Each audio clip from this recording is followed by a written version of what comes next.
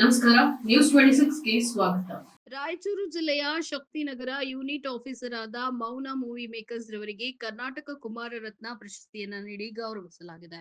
ಕಲಾವಿದರು ಮತ್ತು ಸಮಾಜ ಸೇವಕರು ಮತ್ತು ಹೋಮ್ ಗಾರ್ಡ್ ಹೋರಾಟಗಾರರು ಮತ್ತು ರಕ್ತದಾನ ಸಮಾಜ ಸೇವಕರು, ಆಪತ್ತು ಮಿತ್ರ ಸ್ವಯಂ ಸೇವಕರು ಮತ್ತು ರಾಯಚೂರು ಗೃಹ ರಕ್ಷಕ ದಳ ಇಲಾಖೆಯ ಶಕ್ತಿನಗರ ಯೂನಿಟ್ ಆಫೀಸರ್ ಮೌನ ಕನ್ನಡ ತೆಲುಗು ಸಿನಿಮಾ ಭಾಷೆಯಲ್ಲಿ ಕಂಪನಿ ಅಸಿಸ್ಟೆಂಟ್ ಆಗಿ ನಟಿಸಿದ್ದಾರೆ.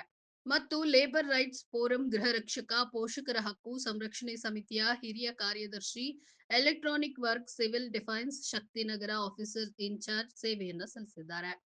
ಇವರ ಸೇವೆಯನ್ನ ಗುರುತಿಸಿ ವಿವಿಧ ಸಾಮಾಜಿಕ ಸಂಘ ಸಂಸ್ಥೆಗಳ ಪ್ರಶಸ್ತಿಯನ್ನ ನೀಡಿ ಗೌರವಿಸುತ್ತಾರೆ.